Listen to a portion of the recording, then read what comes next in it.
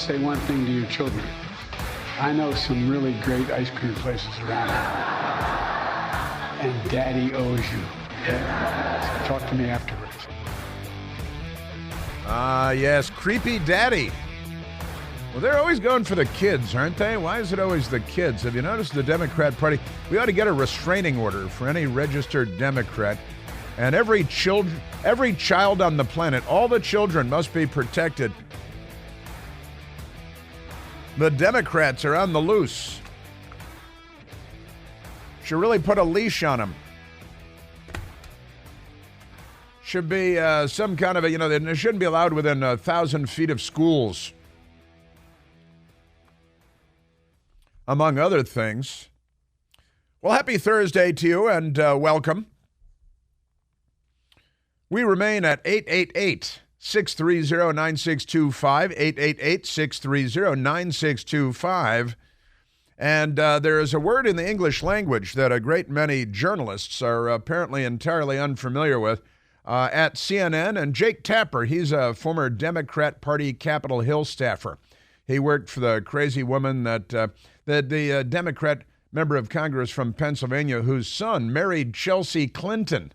So they're going to have kids that look like Webb Hubble.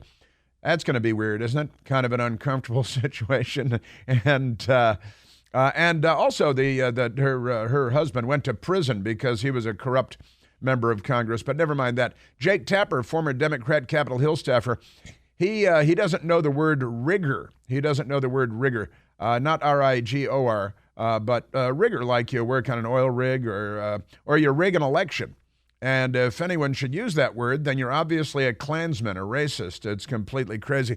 It's not even a dog whistle. Wait till you hear CNN and MSNBC. They've pounced on it because President Trump used a word, and they decided to attack him and call him a racist. It's quite an amazing story, I've got to say. And it is our media is so demented. They're so mentally unstable. I guess they're Democrats, so it speaks for itself, doesn't it? It's just extraordinary. But I'll share this with you, Jake Tapper, and they got who is that? Alyssa Farah Griffin, and they've got a team of people on CNN and on MSNBC. They got the Reverend Al Sharpton in there. He should be going around calling people racists. That's pretty funny. That's like the pot calling the kettle black.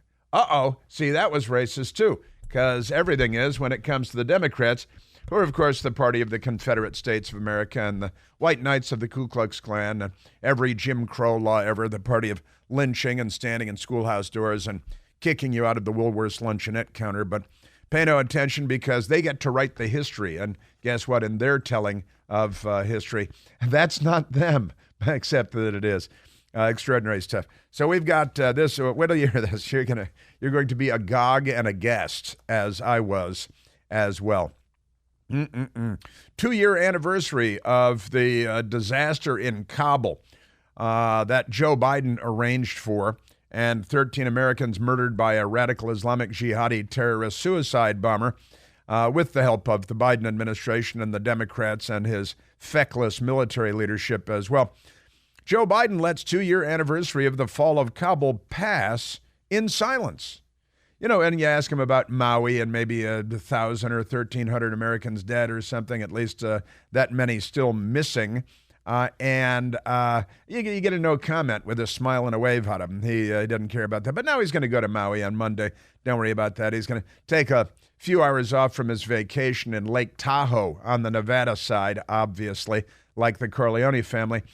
And then he's going to race back to Tahoe, and they've extended his vacation since it had to be interrupted with this annoying nuisance stop in Hawaii, in Maui. And you saw Joe Biden day before yesterday tried to remember the name of the island, Maui, but he couldn't come up with it.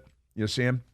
He is not a smart man. He was also babbling yesterday and yelling like Abe Simpson and sounded like a crazy person, and then going for the children with ice cream. I can show you where the good ice cream is. Is it in Nancy Pelosi's Sub-Zero refrigerator? Just curious. An ABC News Ipsos poll is out, and they asked a question: how confident are you that the U.S. Justice Department is handling its investigation of Hunter Biden in a fair and nonpartisan manner? And I've got the answer for you. That'll be coming up. Do you think charges against Trump are politically motivated or not? Keeping in mind this is ABC News.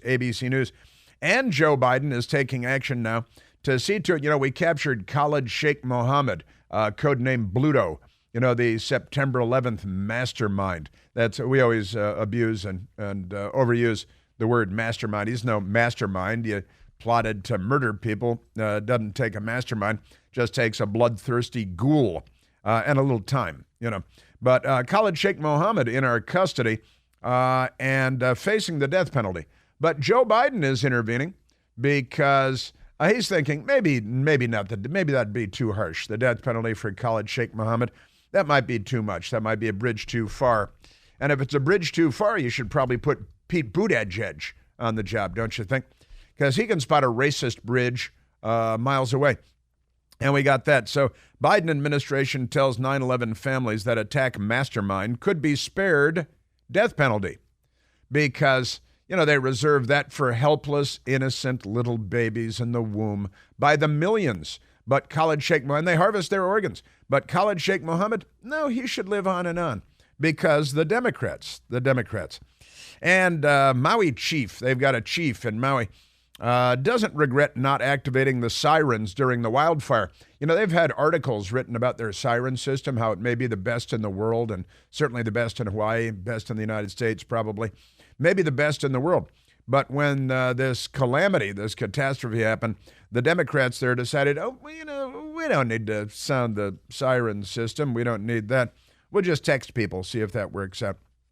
And Hawaii locals lash out against Biden's visit to Maui after wildfires. We don't need your help. Get out of here. You haven't helped us so far. But the so-called news media, Jake Tapper is not talking about that and calling Joe Biden racists. He should call him racist because he's a racist, and he's a racist. What kind of racist is he? The racist kind of racist. That's Joe Biden. He didn't want his kids going to school in a racial jungle, just to name one thing. His pal, Robert Sheets Bird, as he's known. But we'll get back to that. And San Francisco, the Democrats have done such a great job in San Francisco that they've got, what do they pay, Michael, for that building? I think it was $144 million to build the Nancy Pelosi building. Might even be called the Speaker Nancy Pelosi building because it's like North Korea. But it turns out it's in downtown San Francisco in a neighborhood called the Tenderloin. You probably don't want to live in a neighborhood named for a cut of beef. I don't know. Oh no, are you in the Tenderloin? No, I'm in the prime rib. I'm in the prime rib section. I'm the ground chuck. See, because the Tenderloin has now become the ground chuck section of the city. But the Speaker Nancy Pelosi building there, they've got Nancy Pelosi's district office is in there, and there are lots of Democrat organizations where they, groom children but not forests and things like that. But Nancy Pelosi building too unsafe, too dangerous for federal workers to work there. The Department of Health and Human Services has declared, and it's too dangerous because the neighborhood is too dangerous. The commute is too dangerous. So they've told not only Nancy Pelosi's congressional staff in her district office in San Francisco, but everyone that works in the skyscraper to work from home and don't come in anymore because the Democrats have made San Francisco, one of the world's great cities, so filthy and so disgusting and so dangerous that they don't want anybody coming in anymore because they're pretty sure they'll be murdered or worse. So they got that, and it's a great one from the Washington Free Beacon. Not a parody. They've got not a parody. The headline begins, government employees told to work from home due to rampant crime outside the Nancy Pelosi federal building in San Francisco. They call it, what is it, the death loop or the doom loop? The doom loop because they're in a downward spiral. You ever notice that nobody's ever in an upward spiral? Maybe stunt pilots in biplanes or something upward. Otherwise, everything's and I don't think it seems redundant to say downward spiral, but that's the term that we tend to use. San Francisco doom loop. Doom loop, this is what they call it. that it's, and the Democrats are doing this in cities all over America because they're not liberals, they're the left. They're pro-criminal, they're pro-crime. They want more murder, they want more carjackings. They despise the police. They would lynch all the police, and they would give awards to all of the murderers and the child kidnappers because, that's their kids. That's the Democrat Party. Pretty amazing stuff. But it's called the Doom Loop in San Francisco. It's been labeled that way. And now they've got tours going on in San Francisco, like in Alexandria, Virginia, just across the mighty Potomac River from Washington, D.C., they have ghost tours you can go to because it's been there for quite a while by American standards. And you can go in there and people say this house is haunted and this park is haunted and stuff. So you can take the ghost tour in Alexandria, Virginia. You can take tours of Georgetown in Washington, D.C., and, the Liberty Trail tour in Boston. Well, now San Francisco walking tour doesn't highlight the city's best locations, but the worst. And it's called the Doom Loop Tour. And a guy's made a business out of it where I will bring you around the city of Washington, probably a double-decker bus. You want to be on the second floor. And bring you to all of the nightmarish scenes with the junkies and the crazy homeless people who've been cast onto the street to die by the Democrats. And the Doom Loop Tour is a new tourist attraction in San Francisco. It's, they got like junkie tourism, right? Mental illness tourism, which is a couple of big areas. Those are a couple of big areas in San Francisco. And now they have the Doom Loop Tour. So I'll get to that too.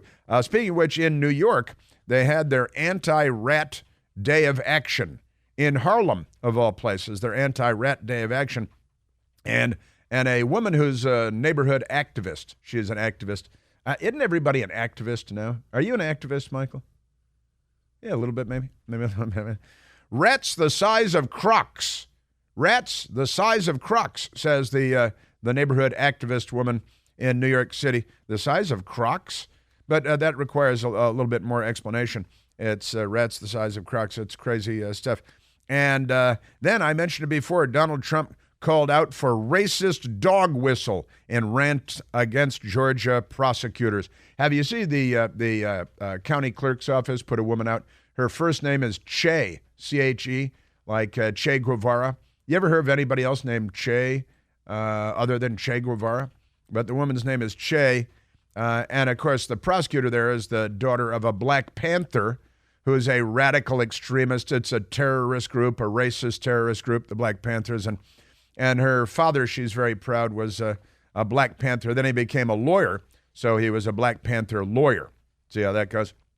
Yeah, so the racist dog whistle, and wait till you hear the media stuff on this. This is really amazing, I've got to say. They use the words, but they don't know what they mean. And, of course, this crazy Fannie Willis, the prosecutor down there, who's indicted President Trump for making phone calls and booking rooms and things like that. Indicted 19 people, the White House chief of staff. She's not a commie or anything, but pay no attention to that. Willis, Fannie, they say it's Fannie. You're supposed to say Fannie and not Fanny. It's F-A-N-I. That's like Kiev, not Kiev, right? Paris, not Paris. This is your Democrat Party. They're mentally ill on every level imaginable. It's extraordinary. So she proposes March 4th for the start of President Trump's Georgia trial. And that just coincidentally is the day before Super Tuesday in the Republican primary. Not that she's interfering with the election. She's trying to rig the election. What does that make her, Michael? I got that coming up. Yeah, and the Fulton County clerk, whose her parents named her Che. Either that or she adopted the name Che, like Che Guevara.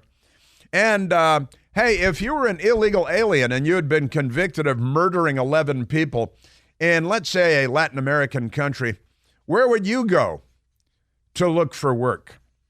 If you had been convicted of murdering 11 people. I've got that coming up because I know. And then Montgomery County in Maryland, 3 school districts in New Jersey, and your Democrat Party and children and their genders. The Democrat Party is coming not only for your children, but for their genders, for their genitalia. This time, not just to grope, but maybe to sever and put in a mayonnaise jar, leave on Funkin' Wagnall's porch since noon today. Amazing stuff. Leonard Bernstein movie coming out, and believe it or not, there's controversy there. Amazing stuff. And who's responsible for the 10 dogs that drowned at the doggy daycare center in Washington, D.C.? They care a lot about dogs at the Washington Post, but not about people. We are at 888-630-9625.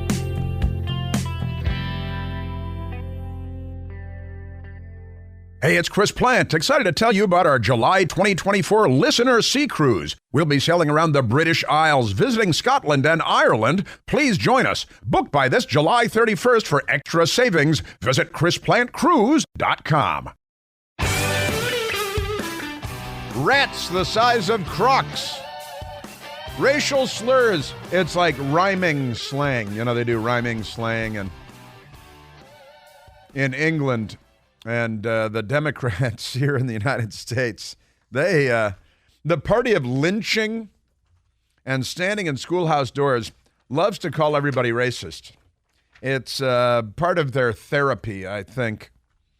It's not working, however. Let's go to the telephones. What do you say? Let's go. Hey, there's Jason. Let's go to Jason calling from Kensington, Maryland. Jace, you're on the Chris Plant Show. Hey, g'day, Chris. How you going, mate? Just great. How about you? Pretty good. Hey, I was listening to your show the other night, and there was an Australian girl on there from, I think, Texas that was complaining about the American flags being posted around town, and I got a feeling that, I've got some options for her. She could probably go back to Australia. She'd probably find a lot more friendlier there. And also, too, this Maui reaction from Joe Biden is all you need to know about this administration and who they care for. I mean, they dole out money, as fast as they can to Ukraine, but these poor people in the Maui are sitting there, waiting for help, and he's just slow walking everything. I mean, it just shows you where his loyalties lie. Yeah, he is not on our side, is he? No. And these people vote for this. I mean, I just don't get why people vote for this. And it's, they're the people that follow people like, the original No Jab, No Job, Harvey Weinstein and Jeffrey Epstein and all these sort of people. That's that's their party there. It's like, I just don't get it. I mean, it's no jab, no job. No jab, no job, Harvey Weinstein. That's the yeah, and they knew about it for decades, the Democrats, right? Yeah, exactly. I mean, and that's who they run with, and these people keep voting for it. I just don't get it. Well, it marries up with the fact that last year we had the highest suicide rate in the history of the country. Did you know that, Jason? And Democrats vote for Joe Biden and similar people. I ran out of time on you. I got to explain the Australian woman in Texas.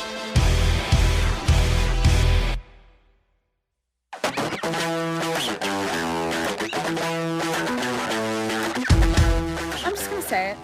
There are too many American flags. Like, they're on houses, they're on cars, saw them on couch cushions. Like, I don't know who's making these American flags, but they'd be making a bloody fortune.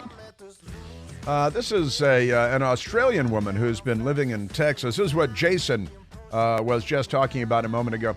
He wanted to apologize for this Australian woman who is living in Texas, and she complained and made a TikTok video, naturally with the help of the communists in China and TikTok. Made a video and posted it on Al Gore's Amazing Internet, saying that she's outraged and annoyed and aggravated by the fact that Americans fly American flags. And they have American flags on pillows and American flags on boats and American flags, and she can't stand it. I think we should just turn Australia over to the Japanese. I'm going to say the Chinese, but it's, in World War II, we saved them from the Japanese, didn't we? I'm like, you're the only country that I know that does this. Like, the only time I think I've ever seen an Australian flag is like on the Harbour Bridge. Could not tell you what it looks like. Like, I know it's like blue and it's got some stars on it, but I think I could draw the American flag from memory. Like, I think I could make a bloody sculpture out of it. I doubt it. You don't sound very bright. Yeah, and then you get saluted, you Australian dimwit, you numbskull. And this is kind of, so this woman posted the video on TikTok, and it didn't go over very well, suffice to say. And that's why our friend Jason, and Jason's a great American, originally from Australia, and Jason called in to say, I apologize for her, and, for all Australians, I apologize for this woman. But it was kind of a great moment because Texas Governor Greg Abbott, who likes to send illegal aliens to the northeastern United States of America where I live, which is pretty funny, I got to say. Texas Governor Greg Abbott told an Australian woman who complained about too many American flags to go back to Australia in response to her social media post. And her name is Mia Chloe.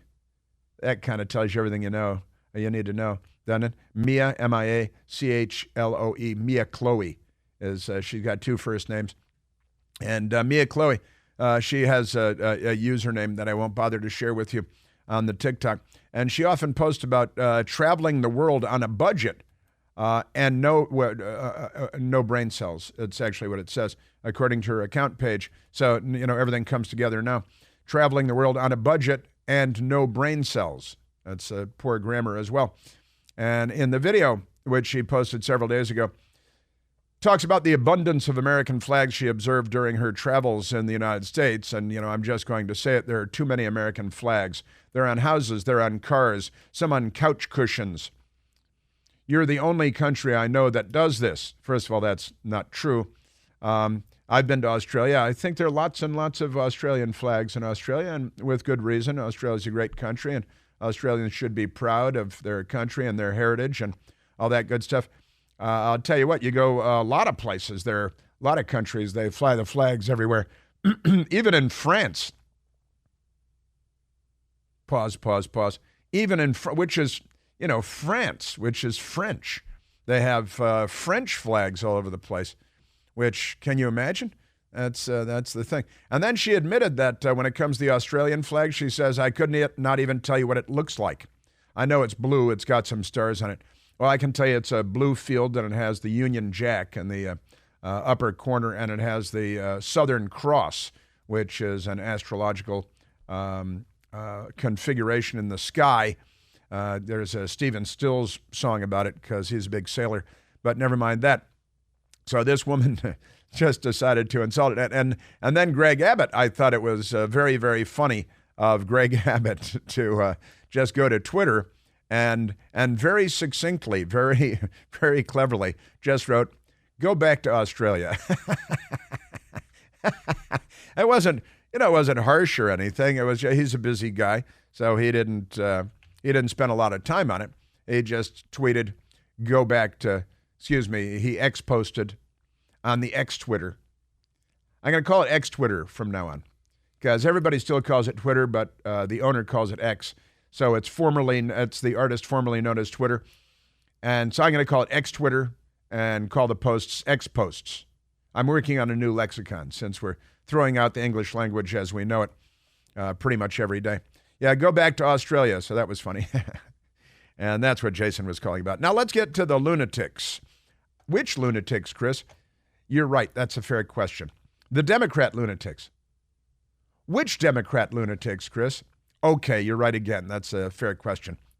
Let's go to the Independent. This is in the United Kingdom.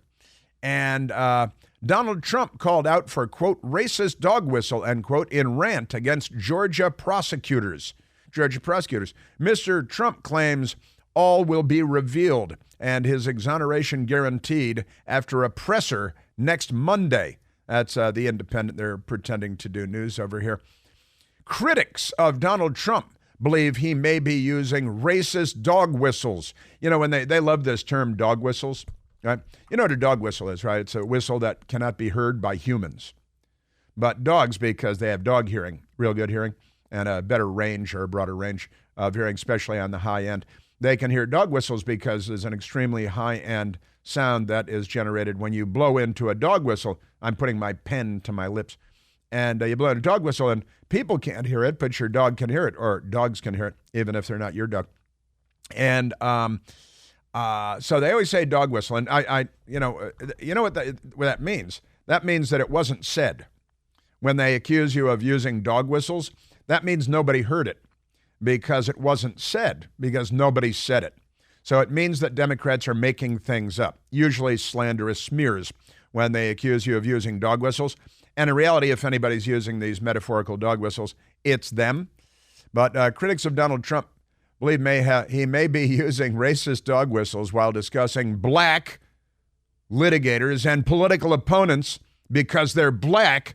So the Democrats of slavery fame hold them to a completely different standard because of their race, because they're the party of kicking you out of Woolworths when you just want to get something at the luncheonette counter. In the wake of his latest indictment, Mr. Trump was indicted yet again, this time in Georgia. On Monday, Fulton County prosecutor, radical leftist extremist, rabid anti-Trump fascist who's abusing her power, accused him of trying to manipulate the 2020 presidential election results in the Peach State. This is an English paper, you know. So the president of the United States, former, went on Truth social media, which is kind of like X-Twitter, but his own. And he wrote, "A large, complex, detailed, but irrefutable report on the presidential election fraud which took place in Georgia is almost complete and will be presented by me at a major news conference, 11 a.m. on Monday of next week in Bedminster, New Jersey." He wrote that. They're all fine with that. "Based on the results of this conclusive report," he put conclusive in all caps, "all charges should be dropped against me and others. There will be complete exoneration," exoneration in all caps, okay, with an exclamation mark. "They never went after those that rigged the election. They only went after those that fought to find the riggers." And riggers is in all caps, R-I-G-G-E-R-S, R-I-G-G-E-R-S. Now, the people at CNN have gone crazy about this, and that's repetitive and redundant, I know. And at MSDNC, where they have the Reverend Al Sharpton, who is one of America's leading racist dog whistle blowers. Can you say dog whistle blowers? Because he's a blower of dog whistles. Racist, dog whistles, because he's one of the biggest racists in the United States of America. Hey, where's Tawana Brawley? Shouldn't she be running for office or something? So this is that's great. So they only went after those that fought to find the riggers. Now, in this post on Truth Social, he capitalized, put in all caps, the word report, the word conclusive, the word exoneration, and the word riggers. That's important. And that made the news media go crazy because they're mental. And also the Daily Dot, radical left-wing extremists at the Daily Dot, one letter off the word he desperately wants to use. That's the headline there. Trump's post-indictment tirade accused of racist undertones. You know, Trump's tirade was not accused of anything, right? So the headline is grammatically incorrect, and you reveal that you're illiterate at the Daily Dot and not very bright.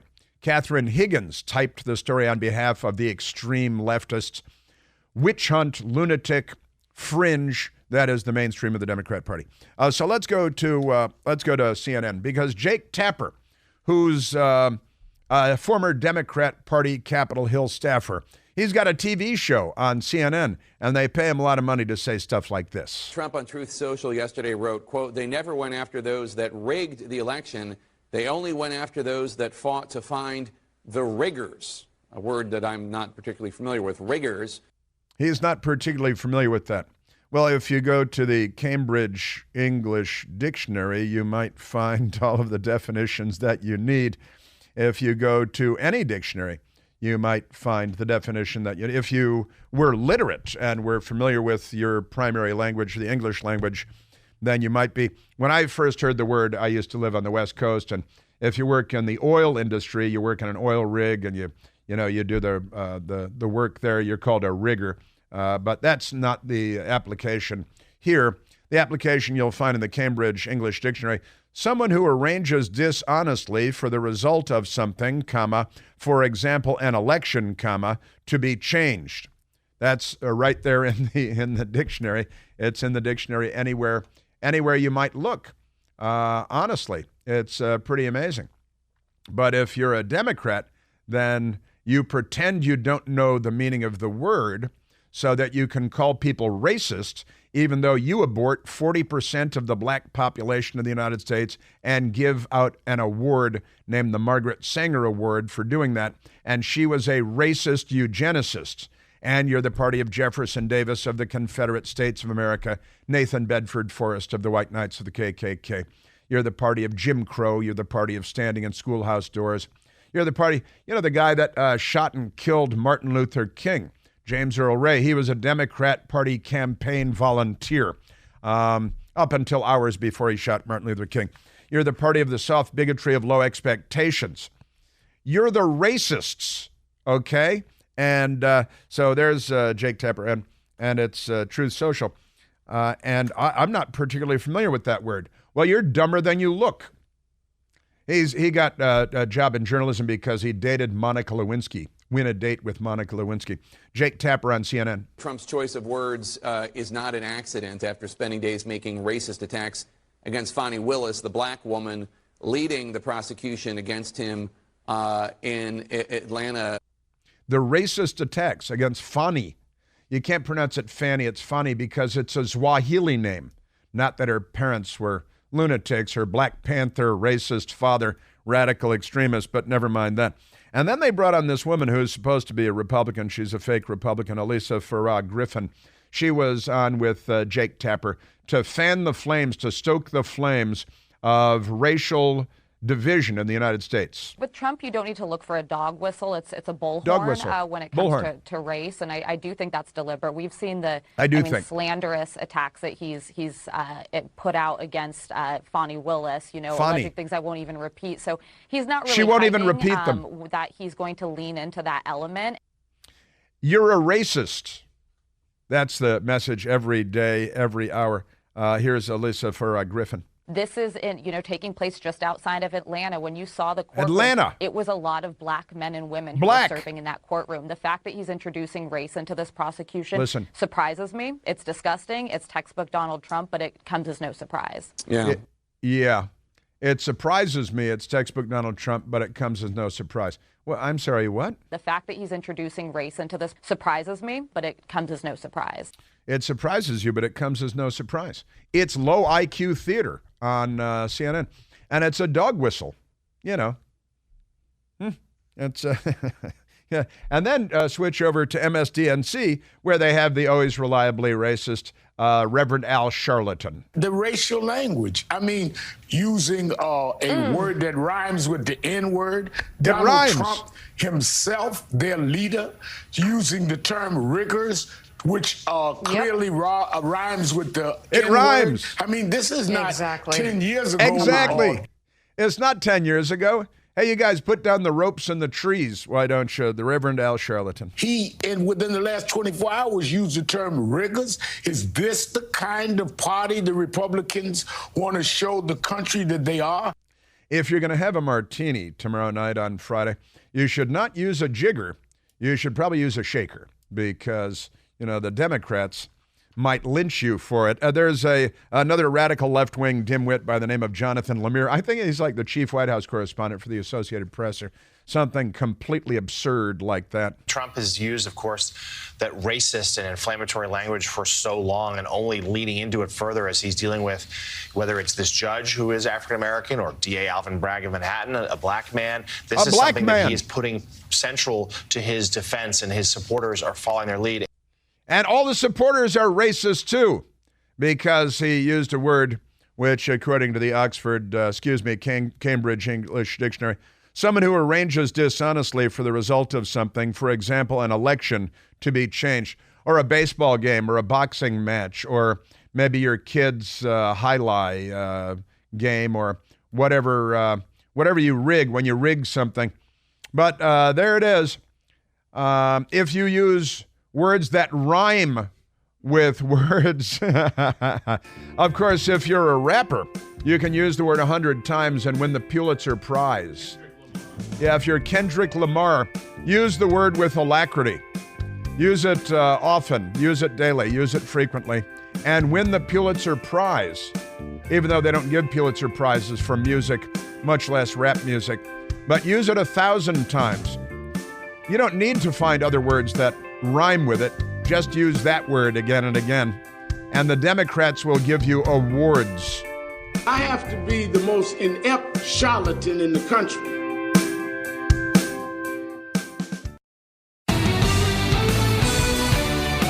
Donald Trump himself, their leader, using the term riggers, which clearly rhymes with the N-word. The Riverdale charlatan seems to have been somewhat triggered by that. Think he was triggered? I think he was triggered by... And Jake Tapper's been in television ever since he dated Monica Lewinsky a long time ago. When you're in television, you have riggers that work in television. You have grips, and you have gaffers, and you have riggers, and R-I-G-G-E-R-S, and not R-I-G-O-R, you know, that thing that Joe Biden has too much of, but no brain cells. I would fact check that true. He would fact check that true.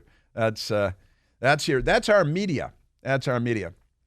And again, if you speak the English language, which maybe you should if you're paid 7 figures by a news media organization to be an anchorman, the term the baseball game is rigged, a fight is rigged. Who do you think does the rigging?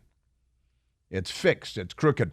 Let's grab a quick call. Let's go to Jim calling from Gainesville, Virginia. Jimmy, you're on the Chris Plante Show.